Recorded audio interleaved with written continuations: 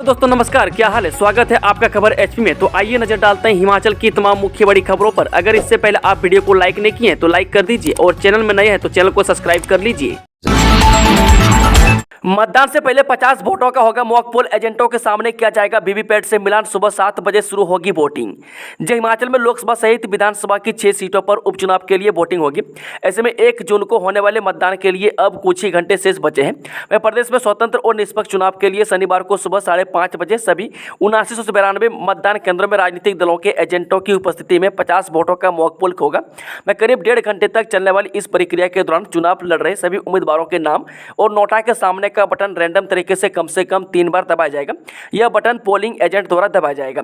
बता दें कि इस दौरान अगर एजेंट उपलब्ध नहीं होगा तो मतदान अधिकारी बटन दबाकर मॉक पोल कर सकते हैं, जिसके बाद उम्मीदवार को डाले गए वोट का वीवीपैट से मिलान किया जाएगा।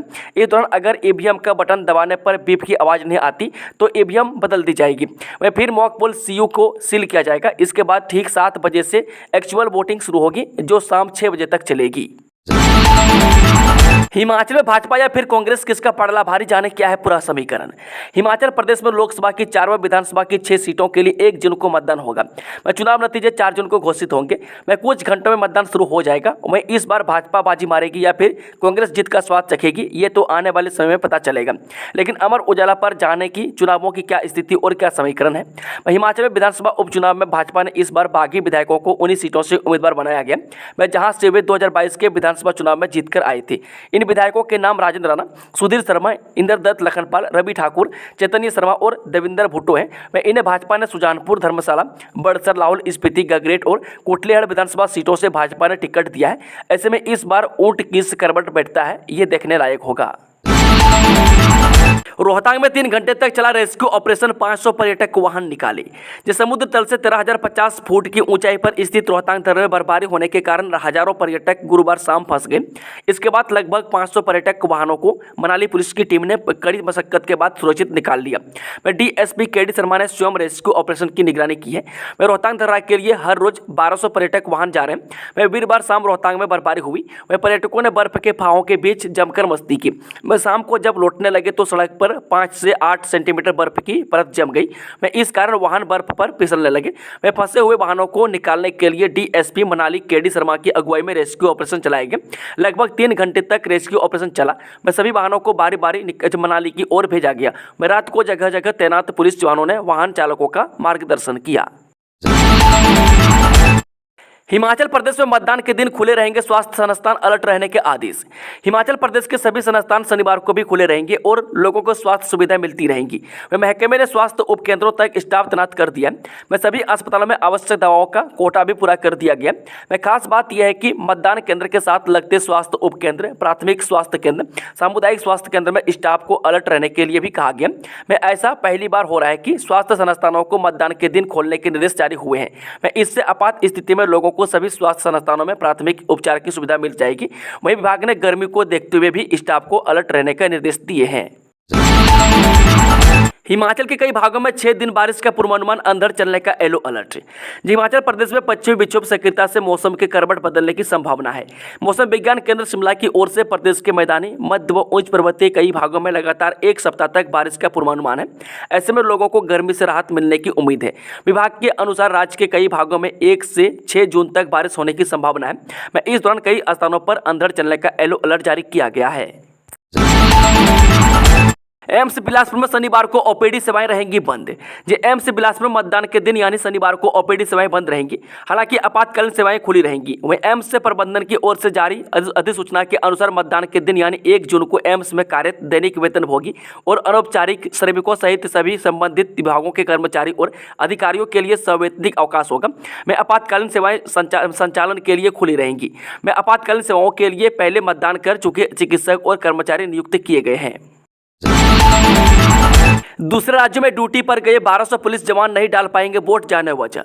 जब भारत निर्वाचन आयोग और राज्य निर्वाचन विभाग हर साल मतदाताओं को मतदान के प्रति जागरूक करने पर लाखों रुपये खर्च करता है, लेकिन डिजिटल युग में आज भी हिमाचल पुलिस के जवान मताधिकार का इस्तेमाल करने से वंचित रहने को मजबूर हैं। दरअसल हिमाचल पुलिस की विभिन्न बटालियनों से करीब 1200 से अधिक पुलिस जवान बिहार, उड़ीसा और राजस्थान समेत अन्य राज्यों में चुनाव ड्यूटी पर गए हैं। 4 अप्रैल को हिमाचल से जब ये पुलिस जवान अन्य राज्यों में ड्यूटी पर गए थे तो उन्हें आश्वासन मिला था कि 1 जून से पहले वह हिमाचल लौट आएंगे मैं ताकि वे अपने गृह चुनाव क्षेत्र में मतदान कर सकें। मैं अभी तक बाहरी राज्यों से इनकी वापसी का रास्ता साफ नहीं हो पाया है। मैं अब नए निर्देशों के अनुसार ये सभी 4 जून को मतगणना के बाद ही लौटेंगे। मैं साफ जाहिर है कि पुलिस के जवानों को मतदान से वंचित रहना पड़ेगा। भाजपा ने 102 और सीएम सुक्खू ने अकेले ही कर दी 119 चुनावी रैलियां। हिमाचल प्रदेश में लोकसभा की 4 और 6 विधानसभा क्षेत्रों में उपचुनाव के लिए अंतिम 10 दिनों में जबरदस्त तरीके से प्रचार हुआ। में 6 चरणों का चुनाव समाप्त होते ही भाजपा और कांग्रेस के कई राष्ट्रीय नेताओं ने हिमाचल पहुंचे चुनावी माहौल गरमा दिया। में भाजपा ने चुनाव की घोषणा होते ही अपने प्रत्याशियों के नामों की घोषणा कर शुरुआती दौर से ही प्रचार को धार देकर कुछ बढ़त भी बनाई, लेकिन कांग्रेस ने करीब 1 माह पूर्व बहुत सोच विचार के बाद प्रत्याशी तय कर सभी सीटों को कड़े मुकाबले में फंसा दिया। वह प्रदेश में करीब 75 दिनों तक चले चुनाव प्रचार में भाजपा ने जहां कुल 102 चुनावी जनसभाएं की, वहीं मुख्यमंत्री सुखविंदर सुक्खू ने अकेले ही 119 चुनावी रैलियां कर कांग्रेस का मोर्चा संभाला। वह टिकट आवंटन में पिछड़ी कांग्रेस के 34 स्टार प्रचारकों ने प्रदेश भर में 307 जनसभाएं की। पांवटा साहिब में दर्दनाक घटना, यमुना में नहाने उतरे पंजाब के 2 युवकों की डूबने से मौत, 1 लापता। हिमाचल प्रदेश के पांवटा साहिब से दर्दनाक घटना सामने आई है। वह 2 पंजाब के युवकों की यमुना में डूबने से मौत हो गई। वह पुलिस और स्थानीय गोताखोरों मौके पर सर्च अभियान जारी रखे हुए हैं। वहीं जिला प्रशासन के अधिकारी भी मौके पर हैं। यह हादसा 5 बजे के आसपास यमुना घाट के पास हुआ। बताया गया कि 2-3 लोग नदी में डूब गए हैं। चुनाव ईमानदारी और बेईमानी के बीच 1 जून को जरूर डालें वोट, सीएम की हिमाचल जनता से अपील। हिमाचल के सीएम सुक्खू ने लोगों से मतदान करने की अपील की है। उन्होंने कहा कि चुनाव लोकतंत्र का सबसे बड़ा त्यौहार है और इस पर्व में सभी की भागीदारी बहुत महत्वपूर्ण है। मैं चुनाव में एक वोट की मती है।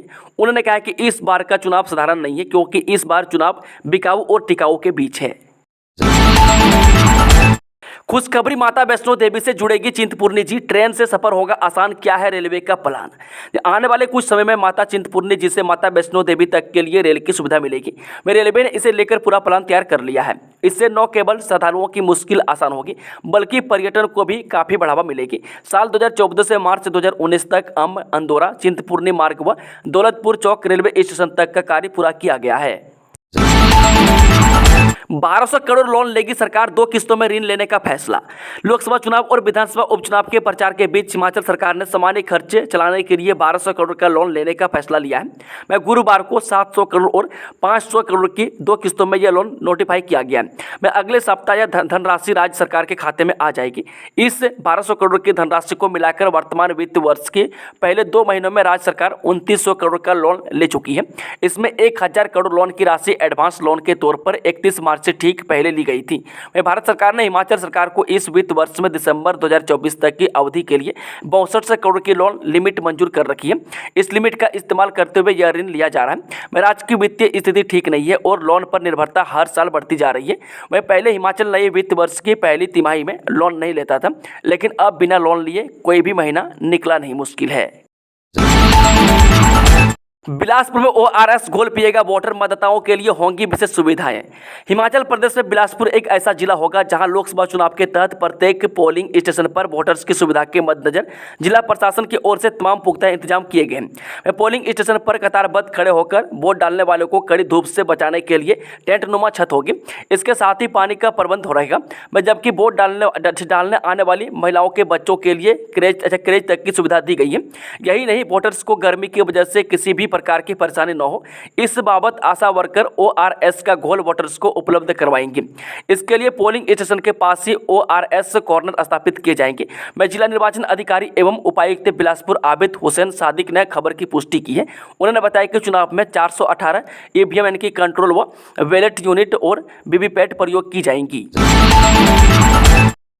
कैशलेस सुविधा में बेहतर सेवा पर इलाम, एचआरटीसी ने परिचालकों के लिए शुरू की इलामी योजना।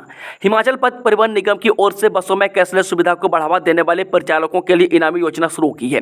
मैं कैशलेस सुविधा को बढ़ावा देने वाले परिचालकों को हिमाचल पथ परिवहन निगम प्रबंधन इनाम देकर सम्मानित करेगा। मैं कैशलेस सुविधा को बढ़ावा देने के लिए निगम ने परिचालकों के लिए इनामी योजना शुरू की है। मैं निगम प्रबंधन की यह इनामी योजना 1 अप्रैल से शुरू मानी जाएगी और 31 दिसंबर तक चलेगी। इस बीच निगम डिवीजन स्तर पर जो परिचालक कैशलेस सुविधा को लेकर बेहतर कार्य करेंगे उन परिचालकों को इनाम देकर निगम प्रबंधन सम्मानित करेगा। हिमाचल पथ परिवहन निगम के प्रदेश भर में 12 डिपोओं में नई ई टिकटिंग मशीनों में कैशलेस सुविधा दी जा रही है, जिसमें परिचालक बेहतरीन काम कर रहे हैं, लेकिन इसे बढ़ावा देने की जरूरत है। वर्तमान समय में प्रदेश के 12 डिपोओं में नई ई मशीनों से कैशलेस सुविधा दी जा रही है, जिसमें शिमला में 131 मशीनों का प्रयोग हो रहा है। इसी तरह बिलासपुर में 100, धर्मशाला में 55, तरादेवी डिपो में 64, हमीरपुर में 120, मंडी में 80, नगरोटा बागवा में 25, पालमपुर में 80, सुंदरनगर में 80, नाहन में 40, धर्मपुर में 40 और सरका घाट में 40 मशीनें काम कर रही हैं। वहीं अन्य डिपोओं में भी जल्द नई ई मशीनें दी जाएंगी। उधर एचआरटीसी के प्रबंध निदेशक रोहन चंद ठाकुर का कहना है कि एचआरटीसी की बसों में कैशलेस सुविधा को बढ़ावा देने के लिए बस परिचालकों के लिए इनामी योजना शुरू की गई है। बारालाचा लेह व मनाली सिंकुला जांचकर मार्ग पर वाहनों की आवाजाही शुरू। जब मनाली में शुक्रवार को धूप खिलते ही सभी दर्रों में वाहनों की आवाजाही सुचारू रूप से हो गई है। ग्राम्फू काजा सहित मनाली बारालाचा लेह व मनाली सिंकुला जांचकर मार्ग पर वाहन दौड़ना शुरू हो गए। वीरवार को हिमपात के चलते लाहौल स्पीति प्रशासन ने सभी दर्रे बंद कर दिए थे। सुबह मौसम साफ हो गया है और मनाली सहित लाहौल स्पीति में धूप खिली। BRO ने मनाली जांचकर व मनाली लेह मार्ग को तो बहुत पहले बहाल कर दिया था, लेकिन मनाली ग्राम्फू काजा मार्ग 26 मई को ही बहाल किया था। इस मार्ग के बहाल होने से स्पीति घाटी में पर्यटन कारोबार गति पकड़ेगा। दूसरी ओर देश दुनिया के पर्यटकों की पहली पसंद रहने वाले चंद्रताल झील बहाल होने जा रही है। आदर्श आचार संहिता के दौरान अब तक प्रदेश में चुनाव आयोग को मिली 2139 शिकायतें, 1941 का किया निपटारा। हिमाचल प्रदेश में लोकसभा तथा विधानसभा उपचुनावों के लिए आदर्श आचार संहिता लागू होने के बाद से चुनाव आयोग को 2139 शिकायतें मिली है। इसमें से 1941 शिकायतों का निपटारा किया जा चुका है तथा शेष 198 शिकायतें लंबित हैं। ऐसे में 90% से अधिक शिकायतों का निपटारा किया जा चुका है। हिमाचल प्रदेश में 16 मार्च 2024 को आदर्श आचार संहिता लागू हुई थी। आचार संहिता लगे 2 माह से अधिक का समय हो चुका है। इस दौरान चुनाव आयोग के पास मुख्यतः 3 माध्यम से आदर्श आचार संहिता के उल्लंघन से संबंधित शिकायतें आई है। इसमें राष्ट्रीय शिकायत निवारण प्रणाली यानी कि NGRS, सी विजिल तथा जिला स्तर पर आई शिकायतें हैं। सबसे अधिक शिकायतें NGRS के तहत 992 शिकायतें चुनाव आयोग के पास आई है। इनमें से 881 शिकायतें का निपटारा कर दिया गया है तथा 111 शिकायतें लंबित है। HPU ने जारी किया शेड्यूल, लेक्चरर स्कूल न्यू के पद भरने को 8 जून से शुरू होंगे स्क्रीनिंग व subject aptitude test. Himachal Pradesh लोकसेवा आयोग ने उच्च शिक्षा विभाग में विभिन्न विषयों में लेक्चरर स्कूल न्यू के पदों को भरने के लिए स्क्रीनिंग टेस्ट व सब्जेक्ट एप्टीट्यूड टेस्ट यानी कि SAT का शेड्यूल जारी कर दिया है। स्क्रीनिंग टेस्ट व SAT 8 जून से शुरू होंगे। विभिन्न पदों के लिए होने वाले टेस्ट के लिए पेपर 1 सुबह 11 बजे से दोपहर 12 बजे तक और दूसरा पेपर 2 बजे से 4 बजे तक आयोजित होगा। जारी किए गए शेड्यूल के अनुसार लेक्चरर स्कूल न्यू अंग्रेजी पद के लिए टेस्ट 8 जून को होगा, जबकि लेक्चरर स्कूल न्यू राजनीतिक विज्ञान पद के लिए टेस्ट 9 जून को, लेक्चरर स्कूल न्यू अर्थशास्त्र पद के लिए टेस्ट 11 जून को, लेक्चरर स्कूल न्यू इतिहास पद के लिए टेस्ट 17 जून को होगा। हिमाचल में नहीं थम रही जंगल की आग, 4 साल का रिकॉर्ड टूटा, मामले 1100 पार। हिमाचल प्रदेश के जंगलों में आग लगने की घटनाएं थमने का नाम नहीं ले रही है। बीते एक सप्ताह में आग की घटनाओं में 3 गुना वृद्धि हुई है। रोजाना आग लगने की घटनाओं में लगातार इजाफा देखने को मिल रहा है। इस बार की घटनाओं ने बीते 4 वर्षों का रिकॉर्ड तोड़ दिया है। जंगलों में आग लगने के मामले सबसे ज्यादा 1100 के पार पहुंच चुका है। वन विभाग की मुखिया राजीव कुमार के मुताबिक 10,000 हेक्टेयर से ज्यादा की भूमि की वन संपदा राख हो चुकी है और आंकड़ा लगातार बढ़ रही है। 3 करोड़ 5 लाख का नुकसान अभी तक वनों को हो चुका है। उन्होंने बताया कि पिछले 10 सालों में 1 साल छोड़कर आग के मामले बढ़ रहे हैं। 2021-22 में जंगलों में आग लगने की मात्र 33 घटनाएं सामने आई थी। 2022-23 में यह घटनाएं बढ़कर 860 पहुंच गई थी और 2023-24 में जंगलों में आग लगने की 681 घटनाएं सामने आई है। इन घटनाओं में इस दौरान गिरावट दर्ज की गई है। वहीं 2024-25 के अनुसार वर्तमान समय में ही यह घटनाएं 1100 के पार पहुंच चुकी है। माता बाला सुंदरी मंदिर न्यास त्रिलोकपुर के सहायक प्रबंधक सस्पेंड, बीजेपी से जुड़ा है मामला। हिमाचल प्रदेश के जिला सिरमौर के त्रिलोकपुर में स्थित प्रसिद्ध माता बाला सुंदरी मंदिर न्यास के सहायक प्रबंधक को तत्काल प्रभाव से सस्पेंड कर दिया गया है। जानकारी के अनुसार बता दें कि सहायक प्रबंधक पर बीजेपी की बैठक में हिस्सा लेने के आरोप लगे थे। उक्त बैठक में सहायक प्रबंधक के शामिल होने की फोटो समेत शिकायत चुनाव आयोग से की गई थी, जिसके बाद सहायक प्रबंधक से इस बारे में जवाब मांगा गया था। जवाब संतोषजनक न पाए जाने के बाद मुख्य चुनाव अधिकारी शिमला के निर्देश अनुसार और माता बाला सुंदरी मंदिर न्यास के कर्मचारी नियमावली का उल्लंघन किए जाने पर उक्त मंदिर के सहायक प्रबंधक को सस्पेंड कर दिया गया है। मैं आपको बता दें कि चुनावों के मद्देनजर हिमाचल में आदर्श चुनाव आचार संहिता लागू है। 4 लोकसभा और 6 विधानसभा सीटें, 57 लाख वोटर, एक क्लिक में जाने हिमाचल की 10 सीटों का सूरत ए हाल। हिमाचल प्रदेश में 1 जून को अंतिम चरण में मतदान होगा। वह प्रदेश में कांग्रेस, बीजेपी के अलावा भाजपा, राष्ट्रीय देवभूमि पार्टी के अलावा अन्य दलों ने अपने उम्मीदवारों को चुनावी मैदान में उतारा है। वह प्रदेश में असली मुकाबला बीजेपी और कांग्रेस के बीच है। वह बीजेपी अकेले अपने दम पर चुनाव लड़ रही है। वह कांग्रेस को इंडी अलायंस के सहयोगियों का भी साथ है। अग्निवीर भर्ती ऑनलाइन सामान्य प्रवेश परीक्षा परिणाम घोषित, ऐसे करें चेक।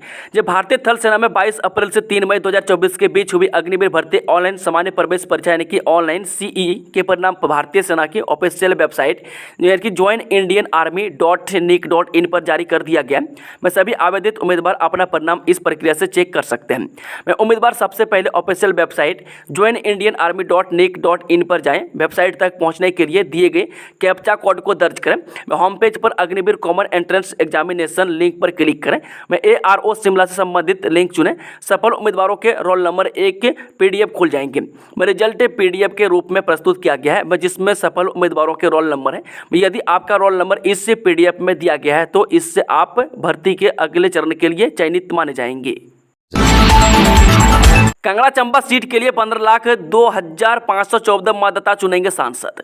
जब कांगड़ा चंबा संसदीय क्षेत्र 17-20 क्षेत्रों में मतदाताओं की कुल संख्या 15,02,514 है, जिनमें से 7,55,878 पुरुष और 7,46,631 महिला मतदाता शामिल हैं। रिटर्निंग ऑफिसर कांगड़ा चंबा संसदीय क्षेत्र DC हेमराज बरवा ने बताया कि चुनाव के लिए 1910 मतदान केंद्र स्थापित किए गए। इसमें 7822 कर्मचारी मतदान ड्यूटी पर तैनात रहेंगे, जबकि 4332 पुलिसकर्मी पोलिंग बूथों की सुरक्षा व्यवस्था का जिम्मा संभालेंगे। 1782 सामान्य बूथ जबकि 128 क्रिटिकल बूथ स्थापित किए गए। इसमें कांगड़ा जिला के 13-20 क्षेत्र तथा चंबा जिला के 4-20 क्षेत्र शामिल हैं। इसके अतिरिक्त 21,518 सर्विस वोटर्स हैं। धर्मशाला अस्पताल को मिलेगा पर्यावरण नेतृत्व पुरस्कार। जो क्षेत्रीय अस्पताल धर्मशाला ने हिमाचल प्रदेश सरकार का पर्यावरण नेतृत्व पुरस्कार 2022-23 जीता है। बायोमेडिकल अपशिष्ट प्रबंधन श्रेणी में यह अवार्ड धर्मशाला अस्पताल को मिलेगा। प्रशस्ति पत्र और 1 लाख रुपए का नगद पुरस्कार क्षेत्रीय अस्पताल धर्मशाला को मिलेगा। CMO कांगड़ा डॉक्टर राजेश गुलेरी ने बताया कि धर्मशाला अस्पताल को यह पुरस्कार शिमला में पर्यावरण दिवस से 5 जून को मिलेगा। इस कार्यक्रम में क्षेत्रीय अस्पताल धर्मशाला की 5 सदस्यीय टीम कार्यक्रम में भाग लेगी। उन्होंने बताया कि सभी टीम सदस्यों के अथक प्रयासों और अत्यधिक पेशेवर दृष्टिकोण के कारण यह संभव हुआ है। पूर्व विधायक ने लगाया बेटी से दुर्व्यवहार का आरोप, बोले रात को सामान सड़क पर फेंका। लाहौल स्पीति के पूर्व विधायक और विधानसभा उपचुनाव में भाजपा प्रत्याशी रवि ठाकुर ने आरोप लगाया है कि उनकी बेटी के साथ दुर्व्यवहार किया गया। उन्होंने सोशल मीडिया पर बेटी का वीडियो और तलाशी को लेकर एक पोस्ट डाली। इसमें रवि ठाकुर ने कहा कि वीरवार रात उनकी बेटी की गाड़ी को जानबूझकर निशाना बनाया गया।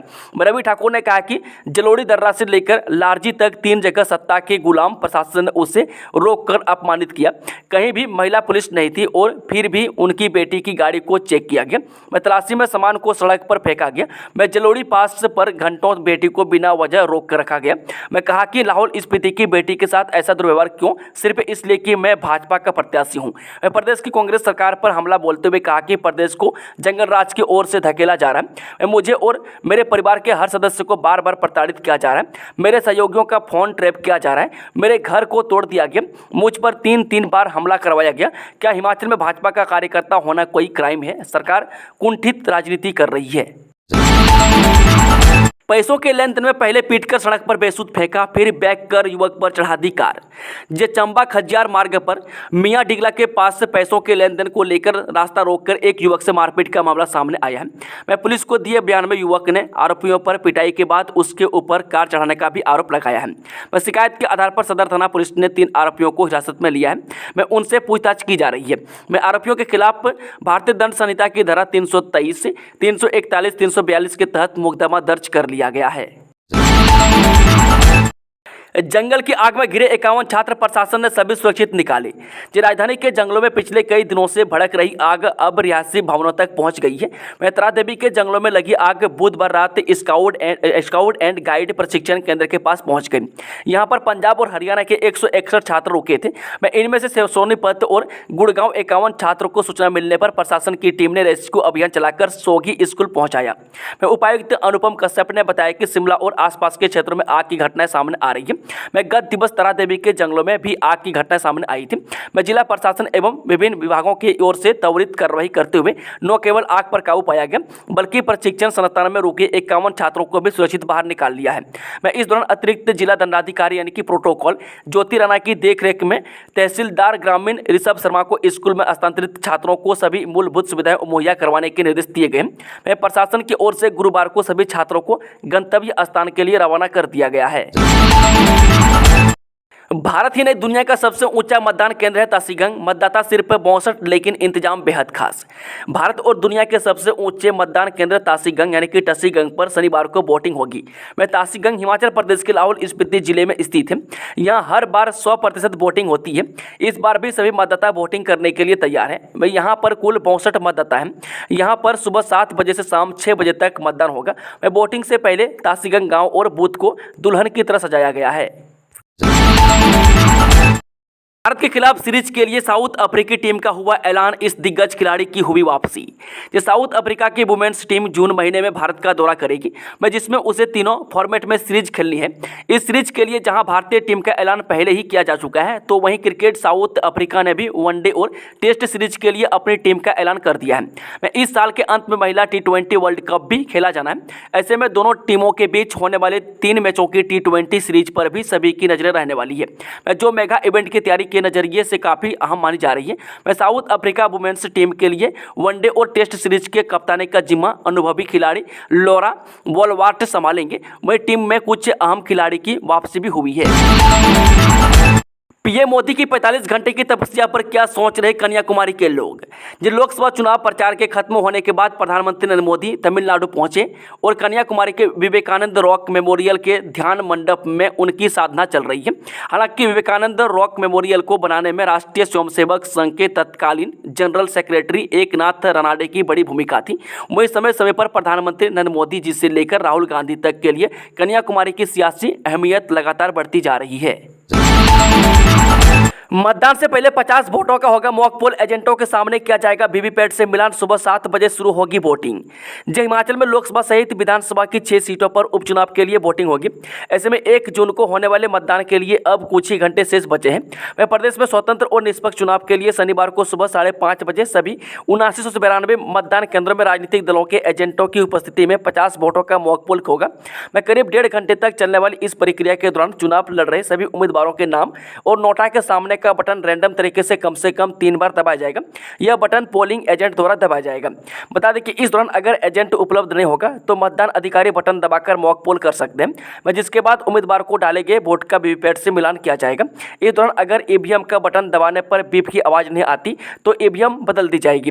वह फिर मॉक पोल सीयू को सील किया जाएगा। इसके बाद ठीक 7 बजे से एक्चुअल वोटिंग शुरू होगी, जो शाम 6 बजे तक चलेगी।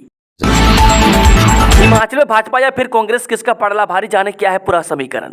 हिमाचल प्रदेश में लोकसभा की 4 व विधानसभा की 6 सीटों के लिए 1 जून को मतदान होगा। चुनाव नतीजे 4 जून को घोषित होंगे। कुछ घंटों में मतदान शुरू हो जाएगा। इस बार भाजपा बाजी मारेगी या फिर कांग्रेस जीत का स्वाद चखेगी, ये तो आने वाले समय में पता चलेगा। लेकिन अमर उजाला पर जाने की चुनावों की क्या स्थिति और क्या समीकरण है। हिमाचल में विधानसभा उपचुनाव में भाजपा ने इस बार बागी विधायकों को उन्हीं सीटों से उम्मीदवार बनाया गया, जहां से वे 2022 के विधानसभा चुनाव में जीतकर आए थे। इन विधायकों के नाम राजेंद्र राणा, सुधीर शर्मा, इंद्रदत्त लखनपाल, रवि ठाकुर, चैतन्य शर्मा और देवेंद्र भुट्टो हैं। इन्हें भाजपा ने सुजानपुर, धर्मशाला, बड़सर, लाहौल स्पीति, गगरेट और कोटलीहड़ विधानसभा सीटों से भाजपा ने टिकट दिया है।